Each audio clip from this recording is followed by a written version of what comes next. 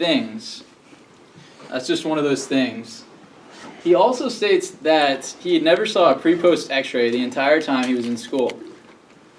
See, I heard him saying these things. I was listening to one of his videos on seminar videos, and I was just thinking to myself, man, that really sucks. This guy really wanted answers, and all he was getting was just a runaround. All these questions, no answers, right? So I was in lab the other day, and a few of you guys were in there with me, and my professor was talking about leg length inequalities and how reliable inter and intra-reliability of leg length checks. And I was like, okay. And then he said there were a lot of studies done. And then he went on to say how those leg length inequalities correlated with certain listings. And so I raised my hand and I said, are there studies done to show that those leg length inequality findings correlate with those certain listings, like an x-ray, to show that those listings are what you're finding? And he said no. And so I asked him, I was like, so how do you know you're addressing the correct subluxation then? And his answer was, well, Randy, he's like, basically, in chiropractic, there's not a lot of research that's been done. So unfortunately, what chiropractors have to do is they have to just practice until they find out what gets results. And so then I said, well, what do you mean by results? Like symptom changes? He's like, yeah, symptom changes, stuff like that. So as I stared dumbfounded as he rambles on about how chiropractors just essentially use trial and error, I thought to myself three things. The first thing I thought to myself was, well, all we do here at Life University is rag on medical doctors and other pharmaceuticals, and because they're just trying to address the symptoms, right? And we're supposed to be addressing the cause. Yet it seems to me that every time I talk to one of the professors here, they're talking about results, they're talking about symptom changes.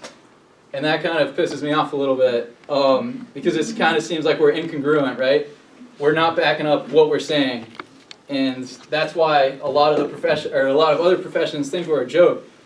And the second thing I thought was, is this guy just giving me the runaround? The same runaround that Dr. Pierce got back in the 1950s, not giving me a clear answer about any of my questions? And then the third thing I thought was, I've been at Life University for 2 years, and I've never been shown a pre-post x-ray in any of my classes. Is this a coincidence, or is it just one of those things? Because for me, as a chiropractor, I just want to be able to tell my patients three things with certainty. I want to be able to tell them, yes, I can find your problem, yes, I can do something about your problem, and yes, I can show you proof that I've done something about your problem. So thankfully, I found the Pierce Results System, because without it, I'd be lost searching for one of those things. And a huge thank you to this man, Dr. Vern Pierce Sr. He's a true pioneer in the chiropractic profession, and I think he said it best. He said if you do it and can't prove that you did it, then you probably didn't do it at all. So if you want to be able to prove that you did it and you're interested in learning about true, specific chiropractic, then you've come to the right place. And before we go into exactly what the Pierce Results System is all about, I have a couple of individuals who want to share their story with you and the impact that the Pierce Results System has had on them. So the first person we have is Lauren Smedley. She's one of the most compassionate, caring people I know. But don't talk about New Jersey or she'll rip your head off. Give her a round of applause.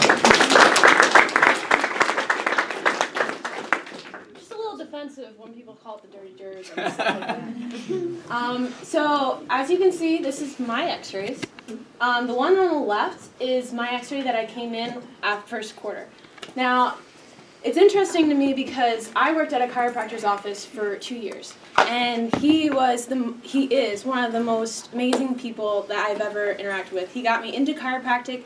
He spoke philosophy, lived and breathed it, but at the same time, he spoke about all these things that we hear in philosophy classes or outside at whether you go to Life Vision, DE, or whatever, and you talk about like primary subluxation. Let the body heal on its own. We don't chase symptoms. We find as Randy was talking about, we find the cause.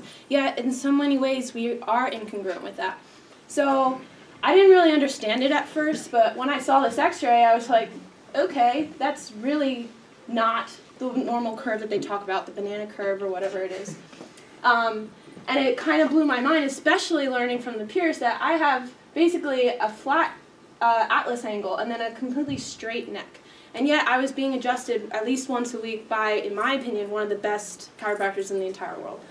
Not to take anything necessarily away from him because he's an amazing person, but look at my x-rays after, this was just recently taken this past January, and as you can see, my curve has completely started to come back, and my atlas angle is almost to normal. So I think it's pretty awesome that we can show pre and post x-rays, as we'll see in a moment someone else who's a student here who could make pre and post x-rays. But I know in a lot of also in educational purposes in chiropractic, we show this as like, oh, look at, this is your spine degenerating, blah, blah, blah, blah, like this is their problem area, this is how we're going to help you. But not one health talk that I've been to or reported findings have they ever shown a post x-ray, unless it's been a pure stop. And I mean, if you guys know other one, tell me about it, and I'd love to hear about it. But I think that's one of the awesome things is that we can show that, and we can show it in, it doesn't necessarily take your entire life. Like this was just after 2 years, and this was just with chiropractic Pierce Care, and it was with a student, or not. It's possible, and you can do it. So I think I'm healing pretty well, aren't I? Yeah.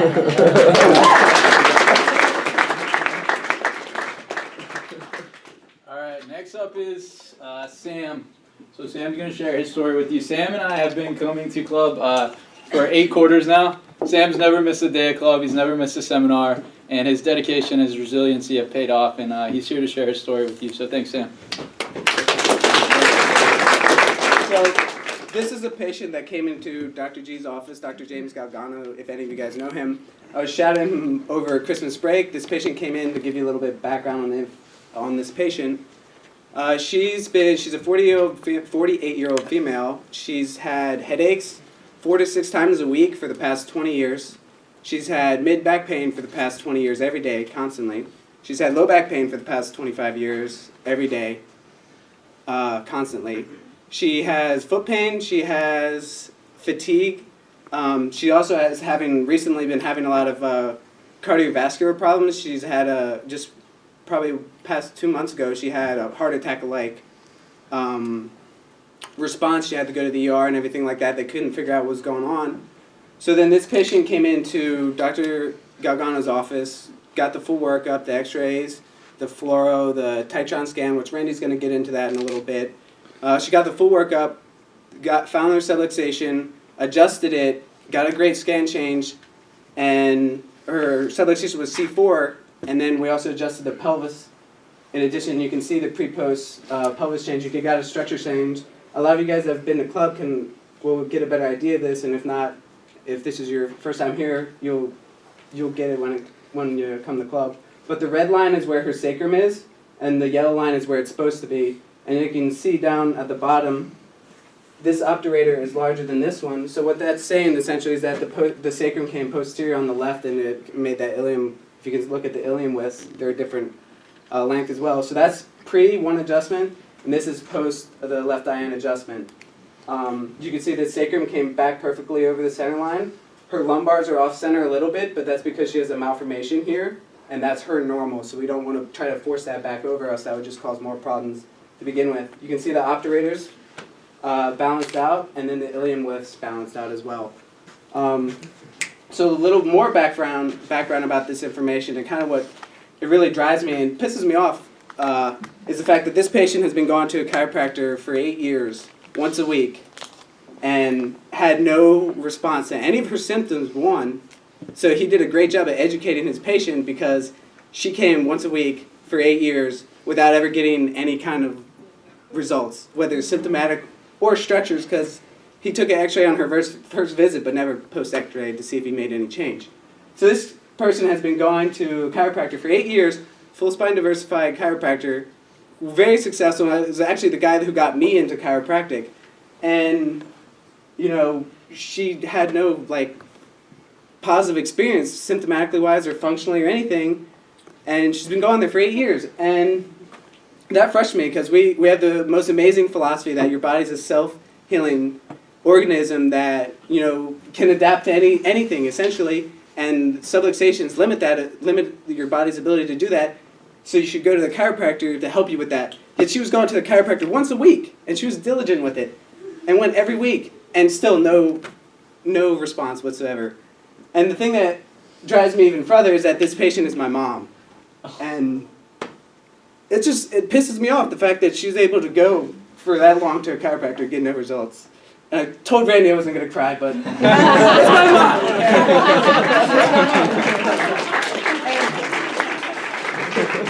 So as you can see, when we got the thermography changed, we didn't have them up here, but she has a structural change. We removed the subluxation, now she has a structural change in her pelvis. She has a functional change in her scans, meaning her body's adapting to the environment better than it ever has.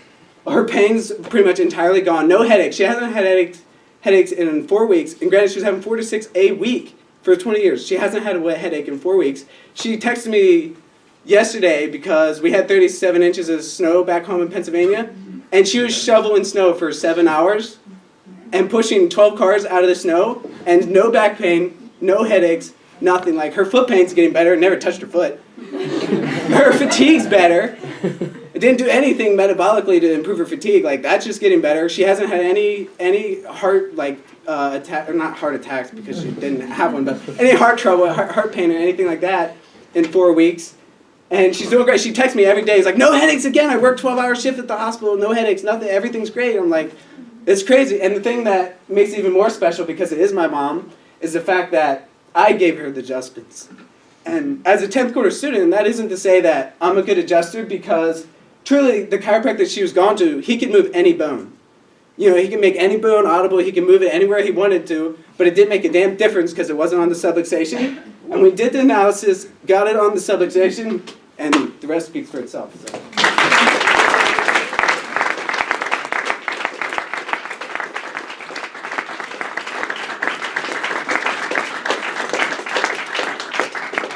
Is it dusty in here? Absolutely. The whole back corner of girls back there. I told myself I wasn't going to get emotional. Made it even better, man. Good stuff. I don't even think I can talk after that. We should go home. All right. So they got those results, and I'm going to show you how they got those results. All right, Luke, you just want to see that? Yeah, I came just to watch that. You can't get out that door, it's barricaded. See you, buddy.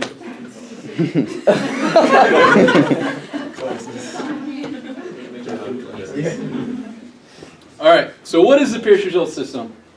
So the Pierce Results System is a system of analysis to analyze the spine in chiropractic, right? So you can utilize this system of analysis with any adjusting technique you want.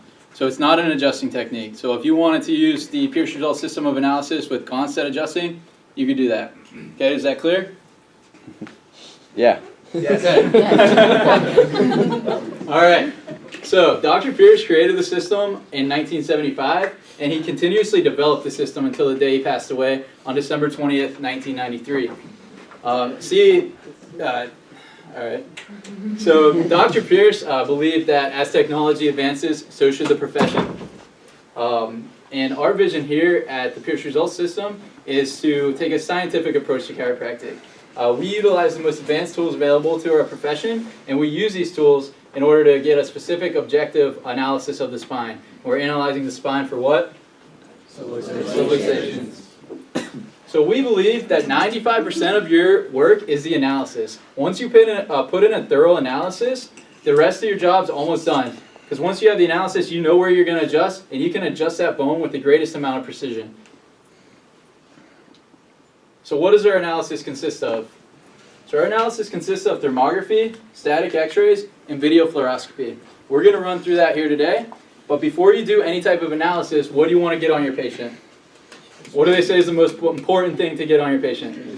Case history, right? So we would usually get a pretty in-depth case history, but for the sake of time, I'm going to do just a brief case history on my patient here today, who is Dr. Andrews, if you guys don't know him. So come on up, Dr. Andrews. Bring that chair and you sit right here for me.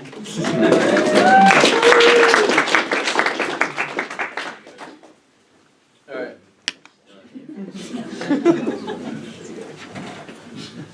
Perfect. All right, Dr. Andrews. So what brings you into the office today? You. Besides that. I have a stiff neck, lower neck.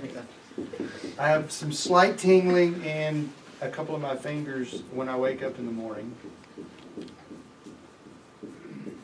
Can you guys read that? Mm-hmm. Which fingers? Usually little finger and ring finger, Okay. So both sides. bilateral, tingling, fingers 4 and 5. And sometimes I pull my low back on like my, what would be the QL, my quadratus. Sometimes I pull that, lifting. A patient would never say that. So yeah, so when I'm going over this analysis with Dr. Andrews, I know Don't he's cry.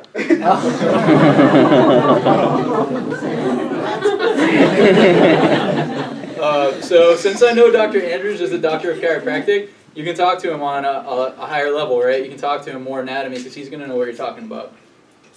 I hope. So you strain your QL often, or sometimes when you're working out? Yeah.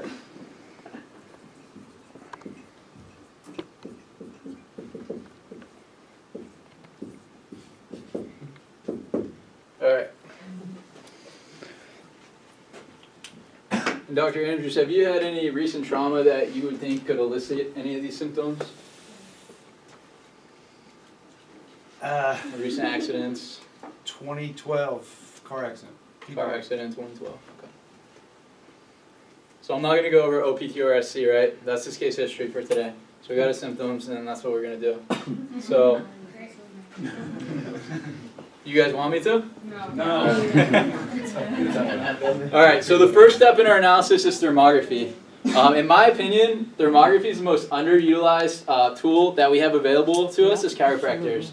Because as chiropractors, we pride ourselves in being masters of the nervous system, right? And the most advanced objective tool that we have at our disposal to measure the nervous system, well, at least in our price range, is thermography. So here in the Pierce Results System, we use the Titron. So the Titron is a dual-probed digital infrared thermography instrument, and what it does is it measures paraspinal asymmetries in the spine. So it's just measuring the temperature of your spine. All right, and I'm going to show you what those scans look like here a little bit later. I already scanned Dr. Andrews a couple times, but it's on a different software, so we're going to have to transfer that over, but we'll get to that. So what do we use thermography for? First thing we use thermography for is it tells us when to adjust. Not where to adjust, but when to adjust. It also tells us if our adjustments were effective. So we use pattern work, which we're going to get into here in a minute. And what we use pattern work for is to establish their neurological baseline. And then once we have that, we adjust them, post-scan them, because we want to break that pattern. And I'll go more in depth about that here shortly. Second thing it does is it holds us accountable. For a lot of people, I don't think they like to get held accountable for their work. For me, what's up, Baxter? How you doing, buddy? So for me, I use thermography at my house, and I take care of patients. Like, I'm not scared to say it, but there have been times when I've adjusted 5 or 6 patients in a row, and I haven't gotten a scan change. And it can be a humbling experience, right? But it doesn't make me want to quit using the Titron. It makes me want to get better at adjusting. The next thing it does is it prevents us from over-adjusting. Dr. William Amelou, who does most of the research on thermography, he's also a chiropractor and a board-certified thermologist, said that if you're adjusting a patient who's not in pattern, you can actually cause them neurological trauma and make their health problems worse than they were before. So is it really possible to be over-adjusted? I don't know. There's not really scientific proof on it. But in my own experience, I've seen a lot of stories like this. This is Lindsay. You just met her a little while ago. As you can see, Lindsay has absolutely no lordotic curve left in her neck, right? Your neck should be shaped like that, right? You should have a... Just for like a little bit so you can see it. Should have a curve. All right, so if we're looking at her, she lost her entire curve. This is a straight neck. It's almost going kyphotic. Also, if you look at it closely, if you're looking at the anterior portion of the vertebral body right here and the posterior portion, you can see stair stepping right there. What that stair stepping indicates is ligament damage. And we all know ligament damage is irreversible, right? Ligaments are avascular, so that's not going to heal. And Lindsay has never been in one major accident her entire life. However, she was going to an unspecific chiropractor her whole life. Lindsay, can we turn the lights back on, please? Lindsay, can you tell us a little bit about like the analysis that your chiropractor did and how he adjusted you? Yeah, and just so everyone knows, that picture is now worse. I would love if my neck looked like that right now, but it's definitely worse than that. I started seeing a chiropractor, I think, when I was 2, and it was always pain-based, so wherever it hurt on my neck, that's where I was adjusted. When I was 22, I started working for a chiropractor as a CA. That was the first time that I ever got x-rays taken, thinking that I was going to look beautiful. I didn't. So he adjusted me 3 times a week for over a year and a half, and I never saw any change. I think he was doing the best that he could. I think he was giving me the best care that he knew how, and what I have taken away from that experience is that there's something better. I think I'm very lucky that I have found what is better. If it's not getting better 3 times a week, that's a lot of force going into someone's spine. So I would challenge you to check yourself. I think if he could check and know earlier that what he was doing wasn't necessarily helping, I don't know if he would have progressed down the same path. Thanks for sharing your story with us, Lindsay. We appreciate it.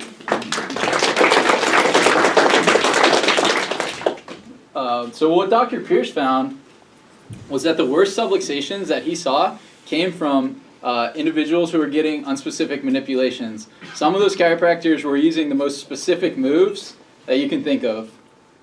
And he says it best. So the sloppiest adjustment in all of the world is by far the greatest adjustment. It's on the right vertebra in the right way at the right time. And the most specific adjustment in all of the world is absolutely the most harmful subluxating force. It's on the wrong vertebra in the wrong way at the wrong time. So this ties back into exactly what Sam was just talking about with his mom. That chiropractor had 20 years of experience adjusting people, right? He might have been able to move a bone better than anyone else. The fact is he wasn't on the right bone. Sam was on the right bone. Sam has what, a year of experience adjusting? Yeah. Granted, he's a really good adjuster. But he's not as good as someone with 20 years of experience, right? He was on the right bone, and that's what mattered. See, stories like this, that Dr. Pierce said, stories what Sam said, Lindsay's story, they're always in the back of my head. So currently, I'm in student clinic, and I catch a lot of crap for kind of sticking to my principles in student clinic, right? So I get nicknames like One Bone Randall because I'll only adjust one segment at a time. I also am not going to adjust someone's cervical neck without having their listings off of video fluoroscopy or X-ray. That's just what I believe in. So I'm not going to do it. So we had another doctor, me and my reciprocal, Tyler, come up to us last week, and I've never seen him before. I think he's from outpatient, but he actually, the first thing he said was, "You guys are pussies," and I was like, "What? Did this guy really just say that?" And I didn't even get mad. I was just really surprised, and I said, "Why?" I'm like, "What do you mean?" And he said, "You're only adjusting a thoracic?" I'm like, "Yeah." And he's like, "You should be adjusting a cervical, a thoracic, a lumbar, a pelvis, a sacrum." He's like, "If you don't adjust all these things, you're not going to get paid in practice." And I was like blown away, and I was like, "Tyler, you just need to go talk to this guy before I start saying shit to him." And to me, like, I do see people getting adjusted in student clinic 4 or 5 segments at a time. And they're seeing these patients every week. Do you guys think that a 20-something-year-old healthy individual is going to have 5 or 6 subluxations per week? What are they doing, getting run over by a car every weekend, coming back with 5 subluxations? Because we as chiropractors say we only adjust the subluxation, right? So are we just going in there adjusting 7 bones so that we find the one that has a subluxation? If you went to a dentist and they didn't x-ray you and started drilling every one of your teeth until they tried to find the cavity, would you like that? No, right? Isn't that the same thing? I don't know. That's the way I look at it. You like it? See, I'll get picked on, I'll get called names in student clinic by these clinicians, but I'd rather take that shit than go against my beliefs and go against my principles. Because I don't want to be responsible for someone's neck looking like this. Sorry, Linz. I just don't. So let's move on. All right. So this is what we use thermography for. We use it to establish a pattern. So are we all familiar with pattern work? What pattern work is what we want to do is we want to scan the patient 3 times, at least 10 minutes apart, within a 24-hour period. And what we're looking for is we're looking for symmetry in scans. So we're looking at the left probe compared to the left probe, the right probe compared to the right probe. We're looking for symmetry in these lines. We want that, or we don't want them to be, but they're going to be identical, right? And that's their pattern of interference. That means that their nervous system's not able to adapt to their environment. So we all know what homeostasis is, right? We should be constantly adapting to our environment. So if our nervous system's not always changing, there's something blocking that, a subluxation. So our goal is to remove that subluxation and get a scan change. So once we get their pattern, we adjust them and we post-scan them. And all we're looking for is any type of change. There's not a good or a bad change. There's a change, and every change is good. And we're not going to adjust them again until they get into another pattern. Does that make sense?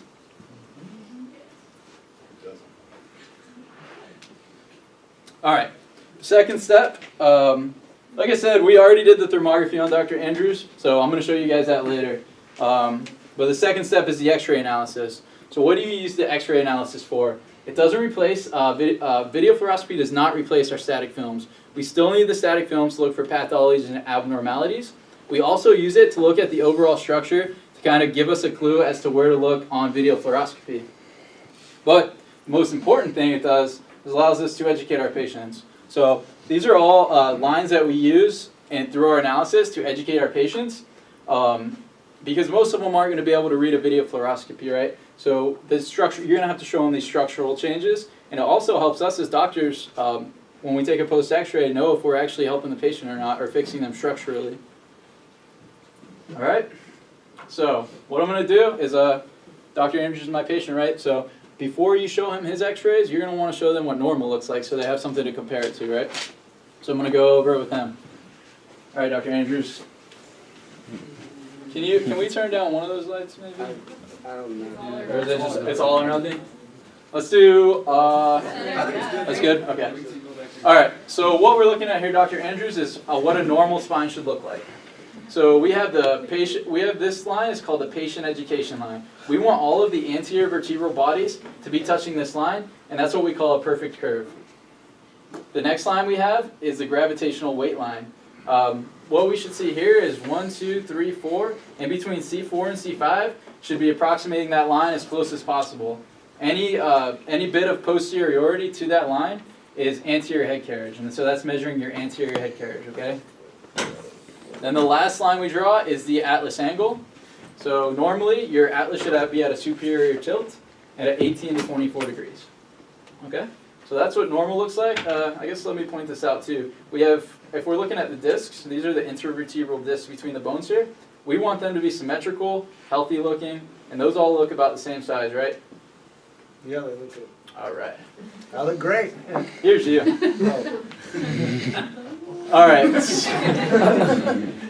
So what we're looking at here, this is the same patient education line, and as you can see, none of your vertebrae are touching that line. So what that means is that you have a loss of your lordotic curve, or the normal curve that you should be having in your neck. And then if we're comparing it to the gravitational weight line, we have 1, 2, 3, 4. We're looking at this area right here. The space between that looks at least 2 inches from it, right? So for every inch posterior to that line, it adds 10 pounds of weight that your neck and your body have to carry around on your head. So the normal head, yours might weigh a little bit more, is 10 pounds. But we're going to add 20 pounds to that you're having to carry around all day. If you think about it, if you're holding a bowling ball here, it's a lot easier to hold here than it is out here, right? Yes. So what your head's doing is your head's translating out like that. So at the end of the day, why you're feeling a stiff lower neck is because of that anterior head carriage. So our goal is going to be to get it as close to this line as possible. All right? Yep. And then the next thing we're going to look at is the atlas angle. So if you guys can't read that, it says 14.8. And I said the normal is 18 to 24. So what's happening there is your atlas is beginning to lose the superior tilt. So it's almost parallel with the ground here, so we're just starting to lose that superior tilt. When we lose that superior tilt, it begins to put pressure on the brainstem. So your brainstem relays messages from your brain to the rest of your body.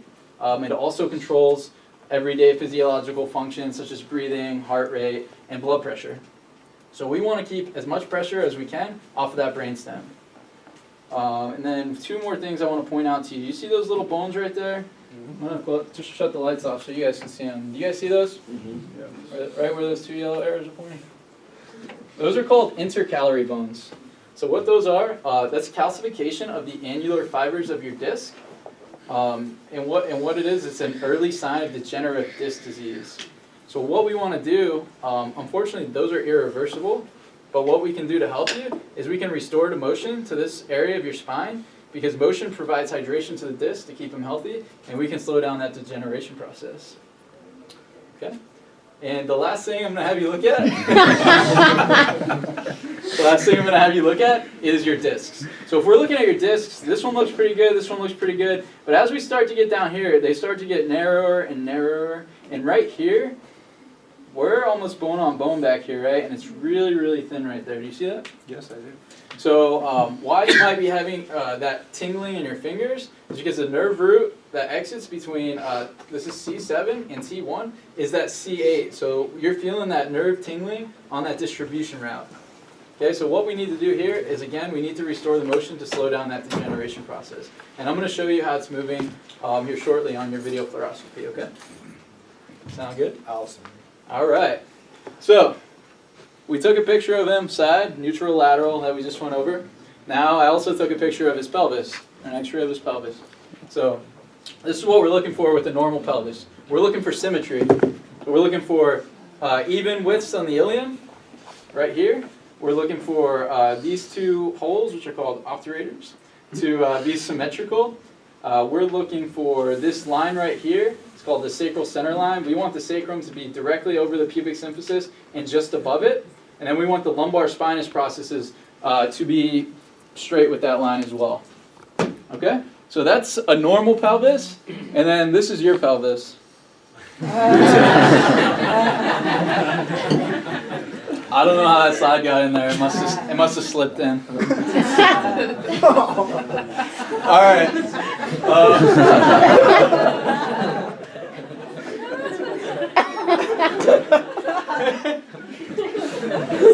All right. So Explain a lot of stuff.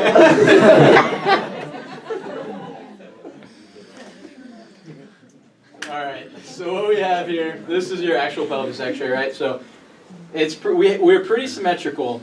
So from this ilium to this ilium looks about the same width, right? These obturators look about the same size. What we do, let me go back 2 slides. What we want to see here is like a heart-shaped pelvic brim, pelvic opening, okay? And so what we see on you is we see a smaller pelvic opening. We also see that the sacral base is being overlapped by the pubic symphysis. So what happened is your pelvis rocks posterior and inferior like that, so that's why we're getting this image. And as we're going to see here when we look at your video fluoroscopy, it's causing a lot of your lumbars to lock up. And we'll talk about that here shortly, okay? All right. So now that you went over the static x-rays with them, the third step of our analysis is video fluoroscopy. So video fluoroscopy, we study the motion of the spine. The way we study the motion of the spine is with the gold standard in spinal motion analysis, which is video fluoroscopy. So what our goal is to find the bone that's not moving and to unlock that vertebra. We want to restore the motion, right? So why is it so important to restore the motion? So in your spine, you have several synovial joints, right? Namely facet joints. Within those facet joints, you have proprioceptors.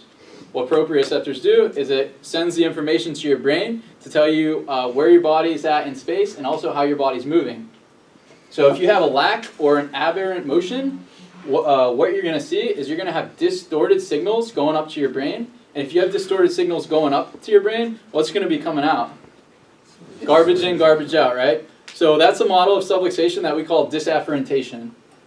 Because the afferent signals aren't being properly signaled up, and then the efferent signals aren't properly being sent back out. All right. Then the last thing I want to talk about before we take a look at Dr. Andrews' video fluoroscopy is the radiation. So one of the biggest misconceptions about our video fluoroscopy is that it exposes our patients to some insurmountable amount of radiation, right? In fact, the radiation that they get exposed to is quite negligible. I think a lot of people have that misconception because in the medical field they use video fluoroscopy for swallowing studies and stuff like that, and the patient has to stand in front of that for long period of time, and they're also at a higher MA so that they can see that soft tissue. So this was a study. These numbers were from a study done by. He was a Pierce practitioner, and he used a dosimeter. A dosimeter is a device that measures the radiation absorbed on the patient, and it measures the units in MRS or millirads. So what we're looking at here is he took a fluoro for 30 seconds, and the radiation that the dosimeter showed was 15 MRS. For an average cervical x-ray, 62 MRS, average pelvic, 466, one CAT scan, 1,000 to 3,000 MRS. So as you can see, you could take 2 minutes of video fluoroscopy, and it's equal to one average cervical x-ray, right? This is 4 times 15 is 60. But you could take, what, 100 30-second video fluoroscopy before you equal one CAT scan? Does anyone have questions on the radiation? Because that's a big question that we get asked. Yes, sir. How much do you know in millirads, how much you get from being in an airplane? I'm not sure. I think a cross-country flight from Florida to California is like 1 or 2 like full spine X-rays or something like that. I think So maybe like 1,000 or something? yeah. And also the safe amount of radiation that they recommend is 5 rads per year. So you can do a ton of those, right? 5,000 millirads or 5 rads. All right, so now what we're going to look at is normal motion. So I'm going to shut the lights off for this because the quality of the video fluoroscopy seems to loses its quality as I converted it to a DVD to digital. So it's a little tough to see, but I think if we turn the lights off, you guys will be able to see it fine. So I'm going to explain this to the patient on how the spine should be moving before we show him how his spine actually moves. Go ahead and play it, Brand. Down in front. Sorry, guys. All right. So what we're looking at here is the pelvis. So that's your pelvis and that's your lower back. So what we're looking at when we're looking at your lower back is he's laterally flexing to the left and the right. When he laterally flexes to the left, or sorry, this is the normal motion, right? So when she laterally flexes to the left and to the right, the spinuses should be moving to that same side and we should have that curve. Can you rewind it real quick, Brandon? That's perfect. So see as she's laterally flexing to the left there?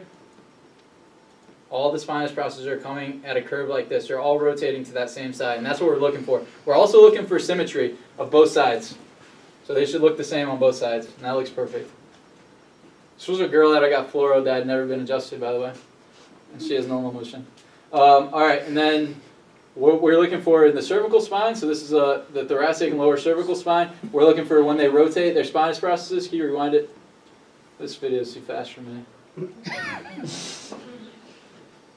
All right, so we see the spinous processes right here, right? So what we're looking for is when they turn their head to the right, they should be turning to the left. When he turns their head to the left, they should be turning to the right. So go ahead. See how they all moved, and we're looking for that same curve, and then we're also looking for symmetry again. This should look the same on both sides. Now what happened? Go ahead and pause it. What happened is they took a step forward, so they stepped out like this. Now they're going to extend their head back. So now we're looking for the spinous process to come together. Because the extension, your spinous process is all closed down on each other. So go ahead and play it. And this is a really good sign here. She took her head all the way back. She had really good extension. So you're not even able to see it here, but we're going to go to the lateral view, and you're able to see it on there.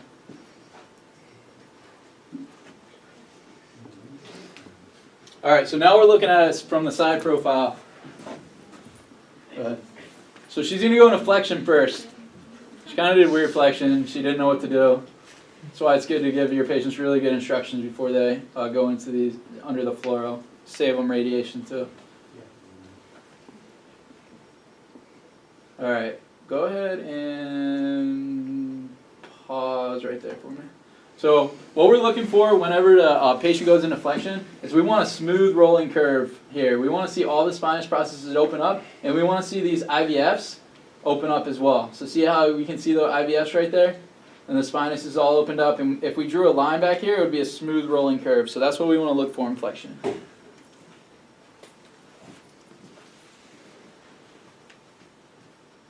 Now she's going to go into extension. She's going to bring her head back. And again, that's a pretty textbook perfect extension. There, you draw a line right there. It's a smooth rolling line. Again, all the spinous processes close in on each other. You don't have any open IVS. You want them all to close down on each other. Go ahead and press play.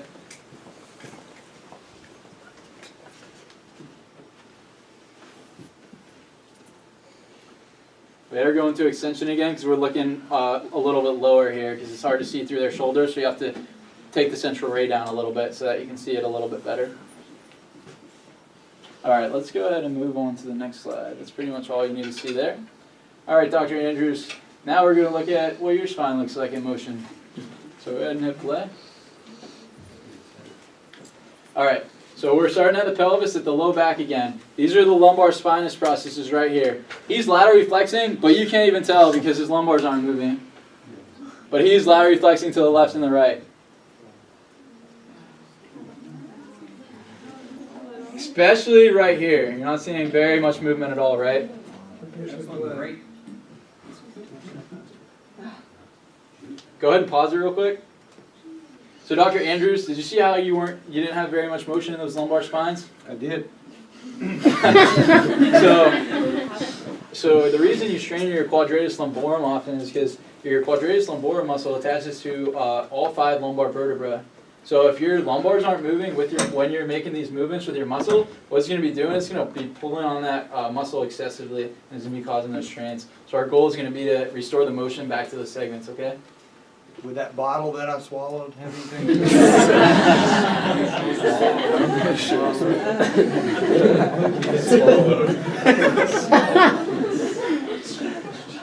All right, yeah, keep playing.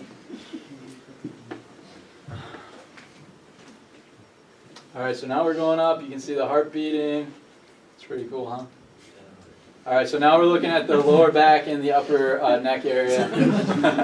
So again, we're looking for, when he rotates his head here to the right, we're looking for the spinous to move to the left. Sorry, guys.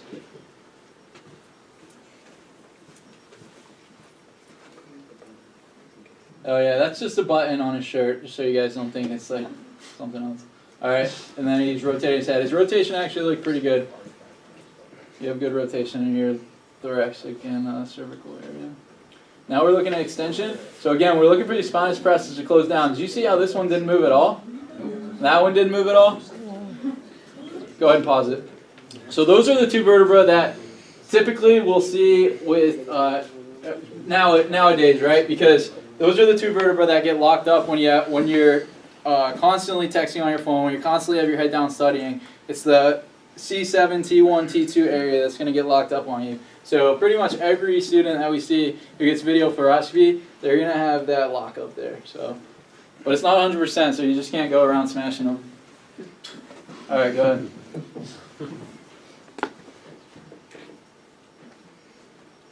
The guy who's taking the video fluoroscopy forgot to pause the recording, so I had to fast forward it. Clinton Orsini, if any of you guys know him. Just give him a shout. Shout out. All right, so now we're looking at flexion here. So that is your flexion posit. So look at this. Does that look like a smooth curve, rolling curve like we saw in the previous patient?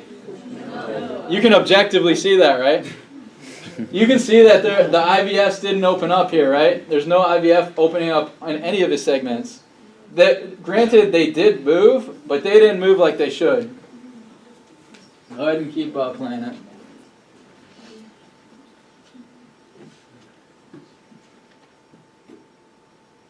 Now he's going into extension.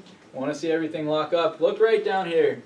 You see how there's still a space between this vertebra and that vertebra? It's really hard to see. We're going to go down a little bit and it'll be a little bit easier to see. But when you're actually taping it in his office, he has it on a digital screen, so it's pretty clear on there. Again, flexion, straight line, nothing there. Sorry, Dr. Andrews. All right, so we're going to go into extension, I think, one more time here, and then it's going to end. So look right here. It's going to come down, but it's not going to come down near as it should. So this is T2, or sorry, this is T1, and that's C7. So do you still see that space right there? Did any of you guys see that? Yeah. You can see that, right? Yeah. All right. All right, let's go on to the next. Okay, so Hey, Randy, can I say something real quick, dude? Go ahead, bud. If you go back to that, you know, we can see Dr. Andrews has a pretty good structure, right? Like he's almost got a pretty good lordotic curve, but the function isn't there. You know, so that's what you get with this video fluoroscopy. We get to see the function, and ultimately we all know that function is, you know, what we really need to go after. Good stuff, man. All right. So the reason that his neck was locking up like that, but so typically when you see flexion locks, you're gonna see them in like the mid-cervical area. But that's what I was looking for at first. But everything was moving. So what was locked on him was C2. C2 initiates all the flexion of your cervical spine. So if C2 is locked up, the rest of your vertebrae are going to be locked up. That's why the rest of his spine looked like that and they weren't moving as they should. But what was causing that C2 to be locked up was that T1. See, T1 and C2 are mates. In the Pierce Results System, we have vertebrae called mates. You'll learn about them if you keep coming. So they're mates. So T1 controls C2. So what we think and what our philosophy is that you adjust T1 and it's going to unlock C2, which is going to unlock the rest of the spine.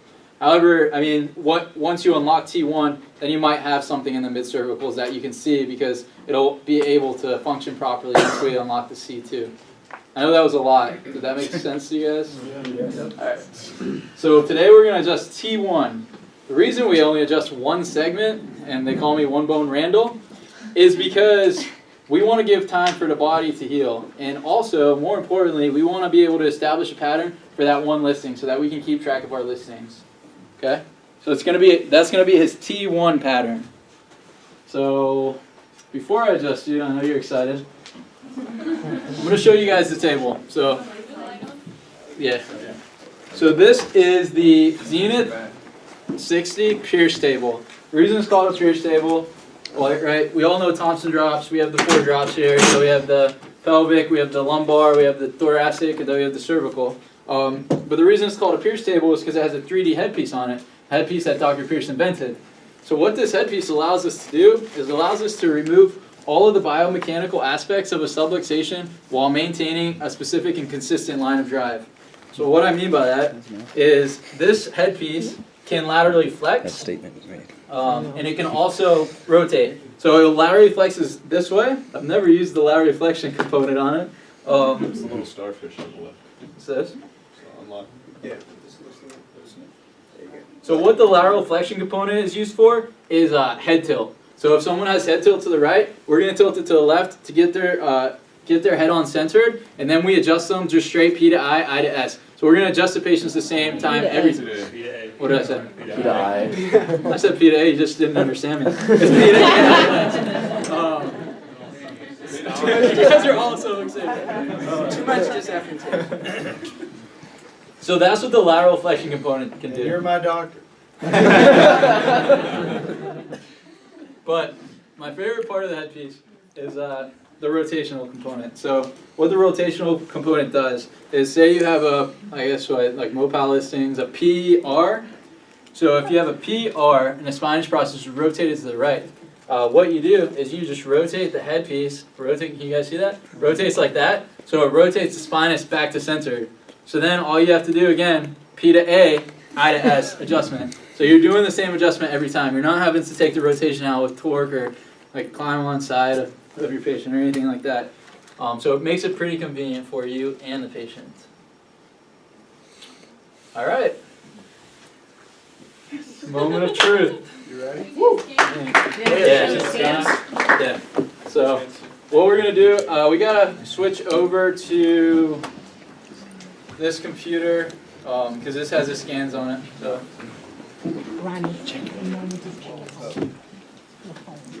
Hey guys, let's give it up for Randy giving this awesome presentation.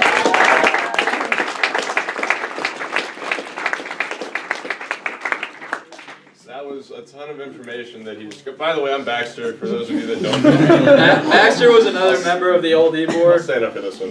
Yeah, there are a couple of us floating around. This was a lot of information. It was all really good. This is very like seeing is believing. This is the, the nuts and bolts of Pierce. If you have any questions, that's totally fine. My favorite phrase to use at this time of year is drinking through a fire hose. So if you didn't catch everything, we will have multiple clubs going over thermography specifically, fluoros, flexion extension views, a little, a lot more detail than what we went over today. So if you have questions, write them down, or feel free to pull anybody in a blue polo and ask them after club. Cool? Thanks, Doc. Thanks, Doc.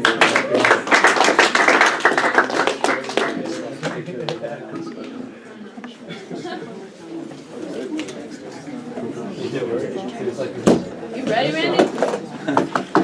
I messed up with the computer. As many of you guys know, I have a problem with technology, so we're trying to fix it over here. It's the computer died.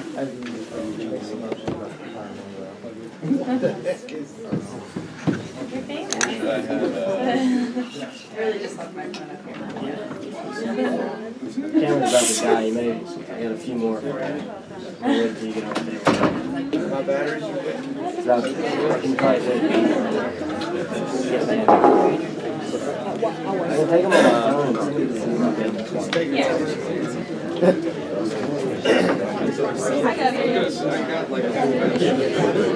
Somebody hates it all. You can sit there if you want to.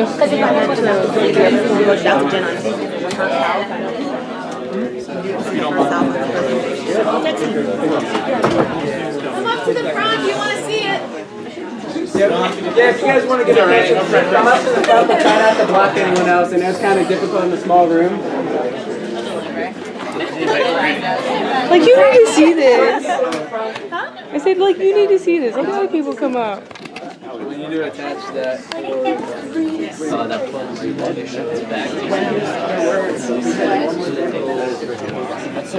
think we need to attach that to here.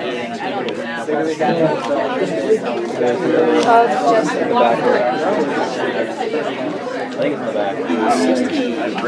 Brand new, like, Dr. R. If you see one on the wall, Dr. A. Not sure. Because Andrew's is such a long. Too many syllables. Why don't you just take a picture and then, like, put it in the... Huh? Whoa, why you gotta do that to me right before I do it? You want me to take a picture of it? Why don't you just take a picture of the scan and then put it on a PowerPoint? Real quick. Like that would be easier. Turn the computer around. People would have to see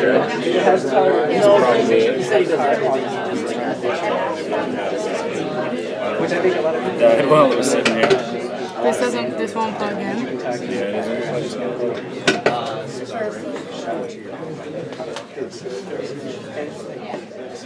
This computer is...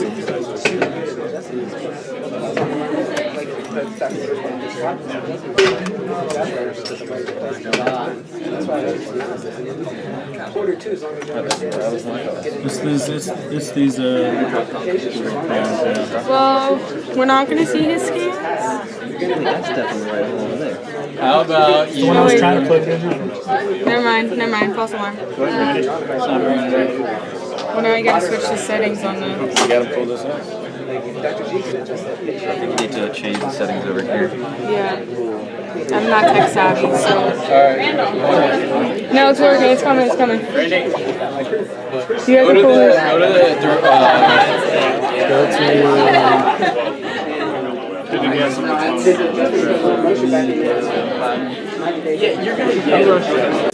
So this is just an interface, and it's a kind of a way to run your practice like Cairo 1, if you guys have ever heard of Cairo 1. Kind of the same thing. But the Platinum system actually has its own interface for Titron.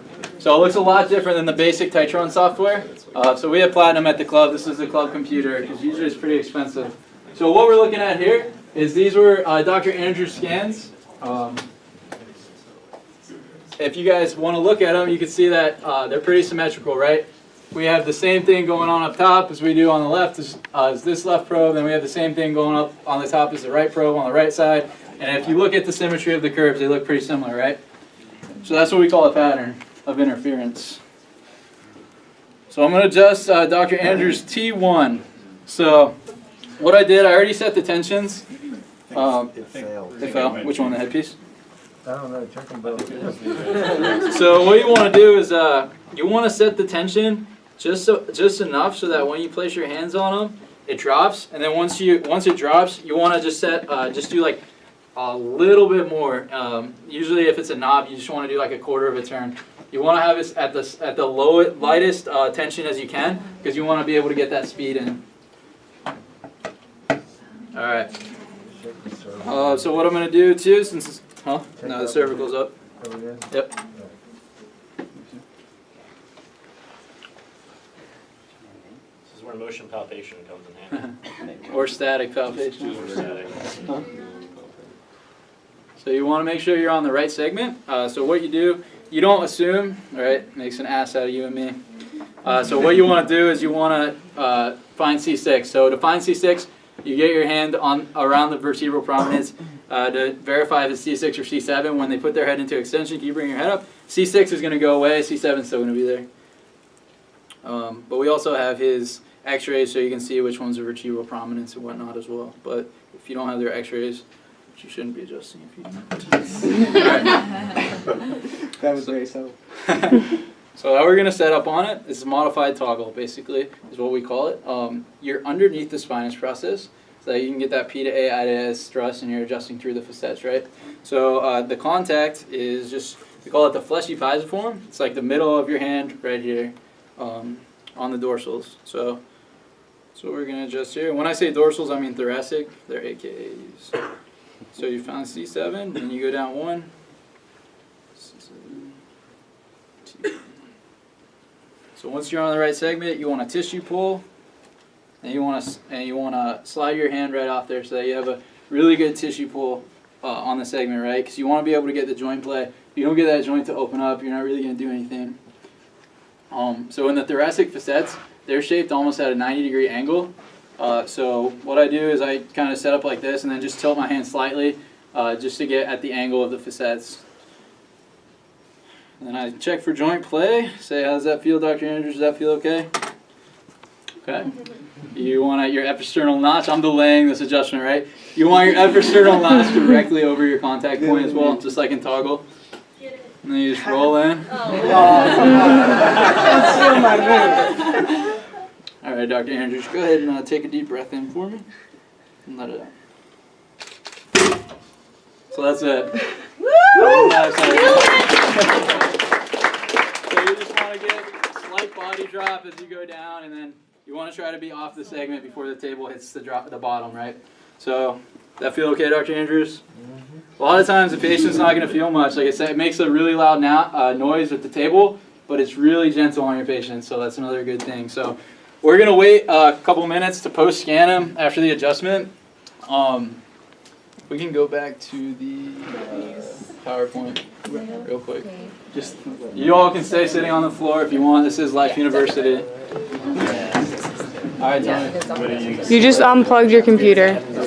Sometimes 24, sometimes 48 hours. It depends on how long that subluxation's been there. It also depends on how well your patient's nervous system adapts to the environment, right? So it's going to be different for everyone. I hope we get a scan change today, but I don't know. So this is kind of to cover my ass, right? There is no process which does not require time.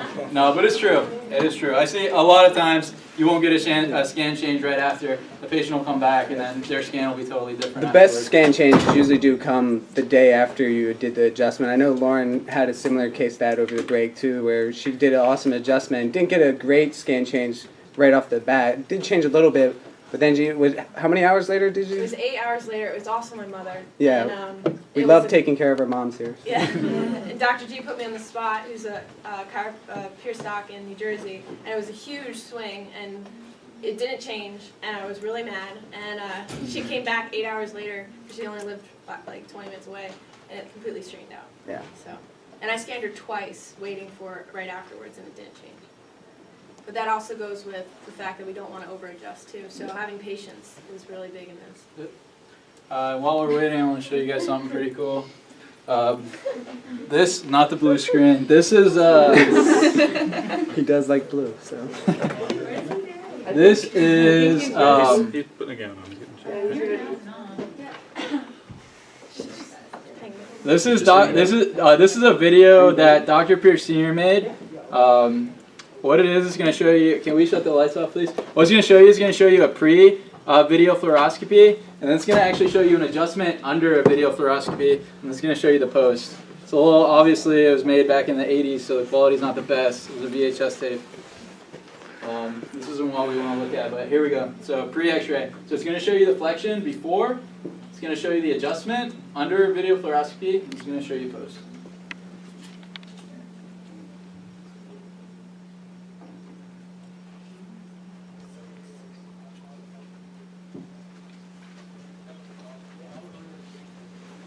This is pre.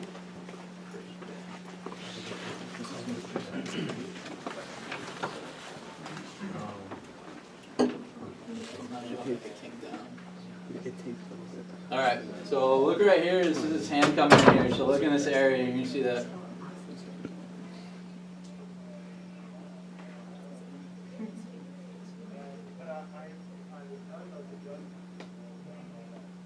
Boom, rocked. See the life coming back into see that movement there? And then you'll see how much further on the post that they can get into flexion. And the flexion didn't look too bad before, but if you looked at fluoro quite a few times, you can see that lock. So see the flexion now, how much better it is. Does that mean I'm already doing it better? Not you. Alright, so that's just something cool I wanted to show you guys, but I guess we'll go ahead and post scan them real quick.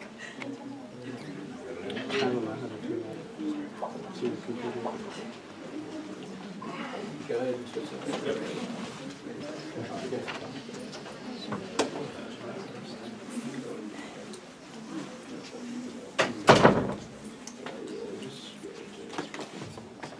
What's it on the dorsal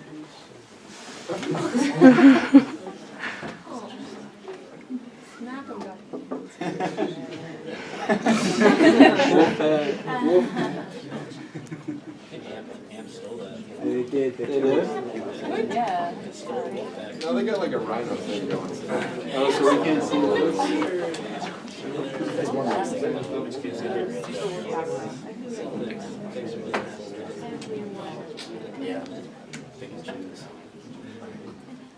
So this is what the interface looks like.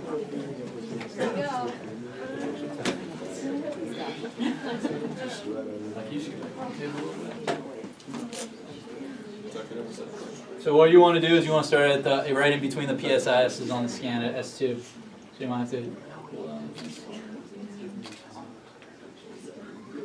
It's hooked on underneath.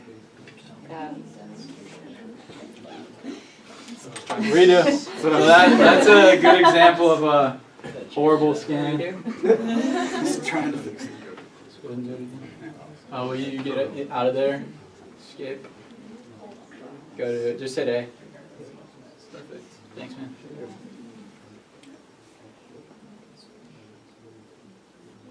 Doesn't matter how quick or how slow you do this, it's distance, not time.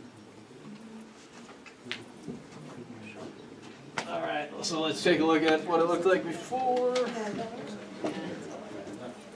So we'll go escape and then go to view scan. W. Yeah, let's get. Looking right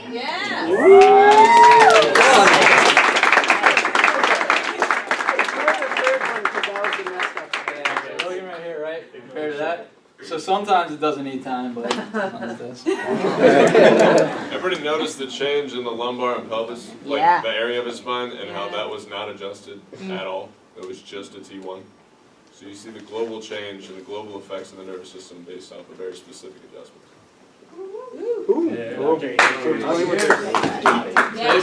Basically, all you're looking for, like I said before, right, is any type of change. So that's a pretty big change, right? So that's good. That's all you want to see on that adjustment.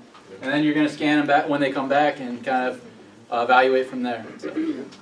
So, that's it for that. Can we go back to the PowerPoint? I got one more thing. Actually, I don't even need it, really. I just wanted to leave you guys with this.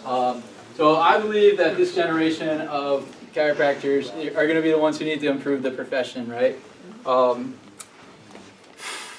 We all know that true specific chiropractic, nothing can beat it in the world, right? It's the greatest thing in the world. We just need to share our truth. That's why our mission here at the Pierce Results System Club is to provide the world with a higher caliber chiropractor by lighting the torch for students interested in advancing the profession and saving lives. So thank you all for coming out. But before you guys leave, you guys can give me a round of applause now if you want.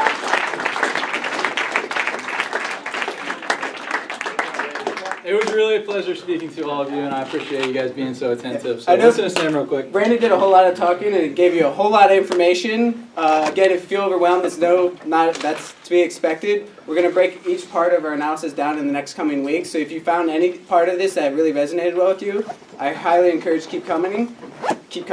Right now, we're going to break up into 4 groups, so 1 in each corner of the room, into smaller groups. So then one of the Pierce leaders are going to get in that group and kind of talk about how the club flows moving forward from this point. So it will only take a couple minutes. I know it's been a long day, so we'll get that through.